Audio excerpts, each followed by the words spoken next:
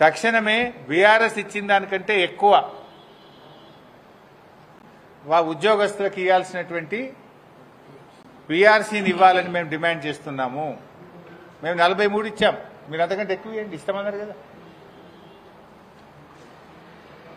ఇలా ఉద్యోగస్తుల్ని ఏసీబీ కేసులు పెట్టి విజిలెన్స్ దాడులతోని రాచి రంపాన పెడుతున్నారు ఉద్యోగస్తులను, భయభ్రాంతులకు లోన్ చేస్తున్నారు ఉద్యోగస్తులను. ఇలా రాష్ట్రంలో అప్పులేని పంచాయతీ సెక్రటరీ లేడు. దుబ్బాకలో ఏ ఊరికైనా పోదాం, ఏ పంచాయతీ సెక్రటరీ అయినా కలిగింది.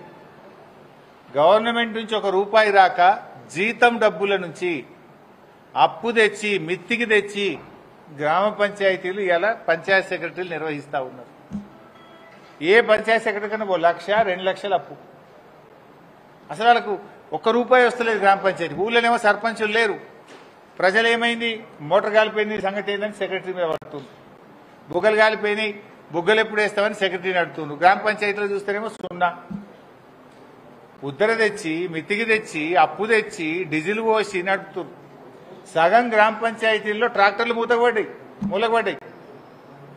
అయితే కొన్ని ఊళ్ళలో 2 రోజుల కోసం నడుపుతున్నారు ట్రాక్టర్, కొన్ని ఊళ్ళలో వారం కుక్కనాడు నడుపుతున్నారు, కొన్ని ఊళ్ళలో దినం తప్పించి దినం నడుపుతున్నారు, కొన్ని ఊళ్ళలో డీజిల్ లేదని సపరేట్గా జాకీలు ఎక్కించి పక్కకు పెట్టారు ట్రాక్టర్లు. కేసీఆర్ ఉన్నప్పుడు పల్లెలకు పట్టం కట్టిండు, పల్లెలను స్వర్గసీమలుగా తయారు చేసిండు. కేసీఆర్ హయాంలో అవార్డులంటే తెలంగాణ పల్లెల పేర్లు లేకుండా ఈ దేశంలో అవార్డులే లేవు. కాంగ్రెస్ వచ్చింది, అవార్డులకు మంగళం పాడింది. గుండు 0, ఒక్క అవార్డు వస్తలేదు, ఒక్క అవార్డు కూడా దిక్కులేదు. మొత్తం పంచాయతీ సెక్రటరీలు రాష్ట్రంలో 1 లక్ష నుంచి 3 లక్షల అప్పుల పాలైపోయారు. బంగారం కుదబెట్టి అప్పులు తెచ్చి పంచాయతీ సెక్రటరీలు ఇలా గ్రామాలు నిర్వహిస్తూ ఉన్నారు. ఈ రకంగా చాలా దుర్మార్గంగా కాంగ్రెస్ ప్రభుత్వం వ్యవహరిస్తూ ఉంది.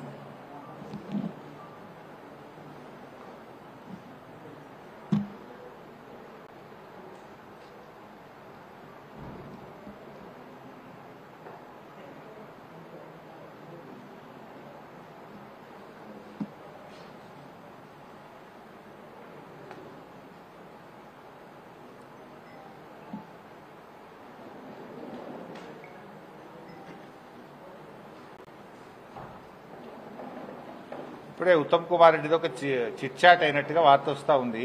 దాని మీద కూడా నేను కామెంట్ చేస్తా. ఆయన ఏదో చిట్ చాట్ పెట్టిండు హైదరాబాద్లో.